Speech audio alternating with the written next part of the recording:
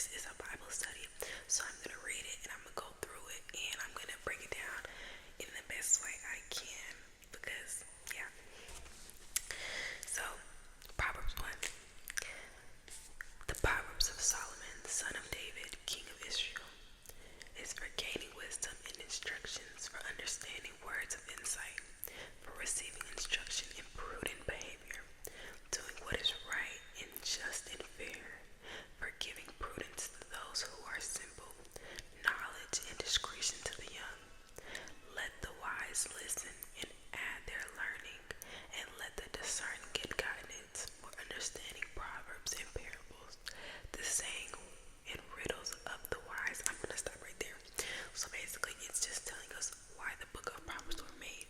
If you guys know anything about the Bible, y'all, disclaimer, I'm not no Bible fanatic. I do not know the Bible at the back of my hand, but that's why I'm doing this, because I want to gain more wisdom and more knowledge about the Bible.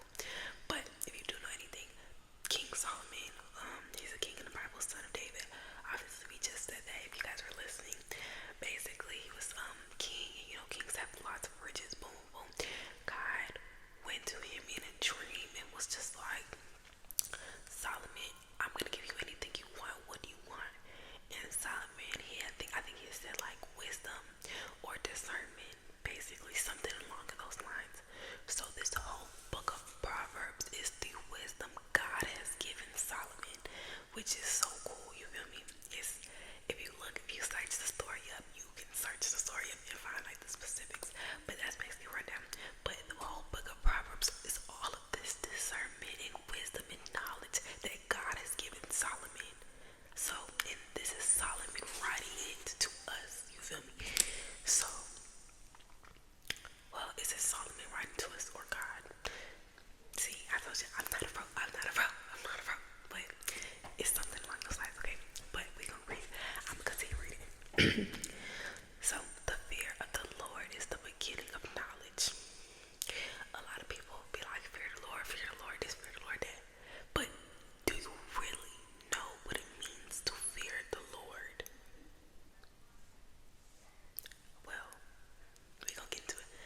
The fear of the Lord is the beginning of knowledge, but fools despise wisdom and instruction.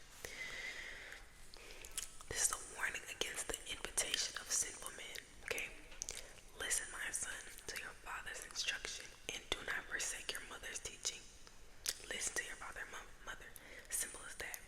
They are a garland to grace your head and a chain to adorn your neck. I'm going to go to my King James Version real quick. So my King James Version says, my son, hear the instruction of thy father, and forsake not the law of thy mother, for they shall be an ornament of grace unto thy head, and chains about thy neck. I like this word that they use, ornament, because when I think of ornament, I think of a Christmas tree. I got a Christmas tree back there, actually. So y'all see, we like to put ornaments on a Christmas tree to decorate the Christmas tree, make the tree look better and like juice it up. You feel me?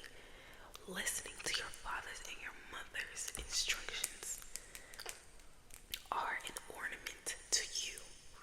They build you up, they decorate you, they make you up better.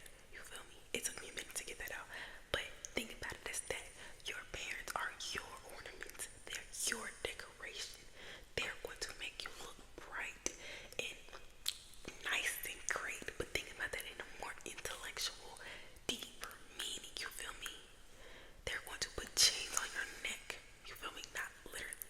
I mean, my mom put this on my neck, but not literally, y'all. They just help you be better. These are things that God has placed on the earth for you to utilize. You feel me? But yeah, I hope that made sense, because sometimes I be talking and it makes sense in my head, but it don't make sense. But I'm gonna ask the Lord to make it make sense, y'all. Hopefully I got that. Y'all got that. I hope so. But as we continue, my son, if sinful men entice you, do not give in to them. Do y'all know what entice means? I'm gonna search up the Google definition of entice. Entice means to attract or tempt. Tempt by offering pleasure. Okay, I'm gonna read it again. My son, if sinful men entice you, do not give in to them. Mind you, y'all gonna hear a lot of son, a lot of men. Y'all, this go for everybody.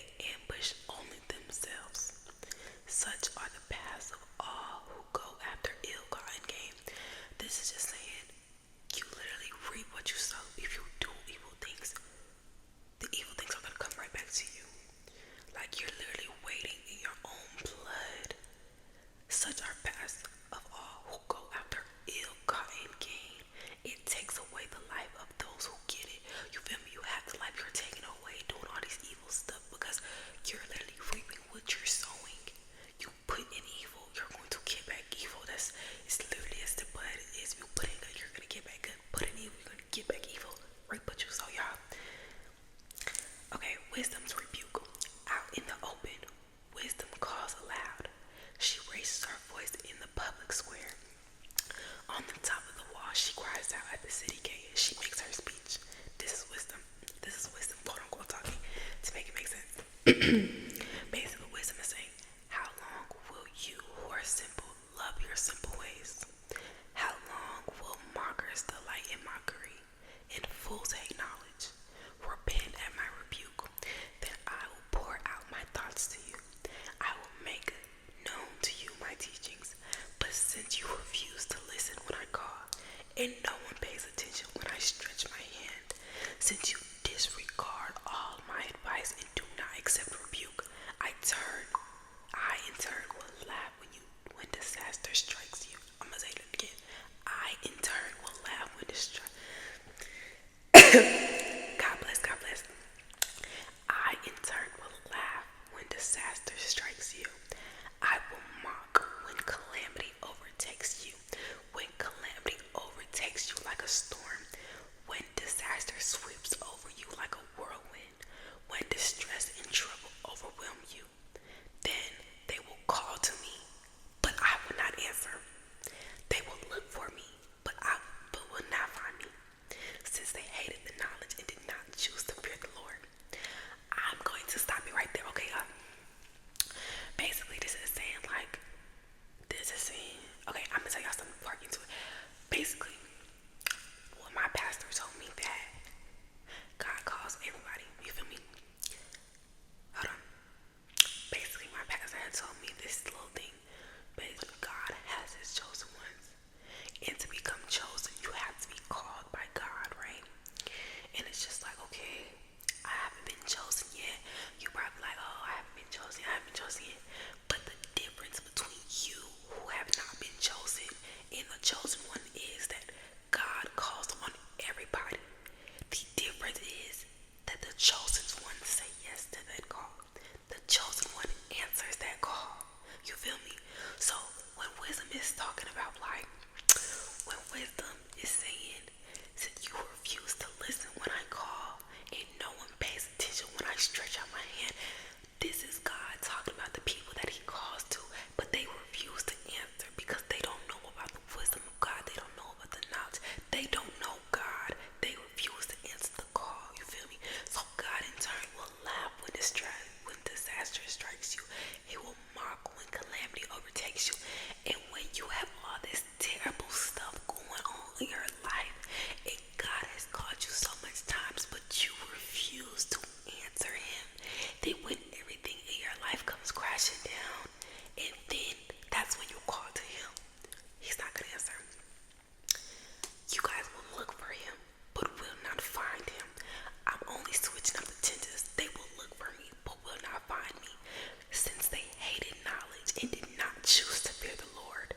Since they would not accept my advice and spurn my rebuke, they will eat the fruit of their ways. You will reap what you sow. Because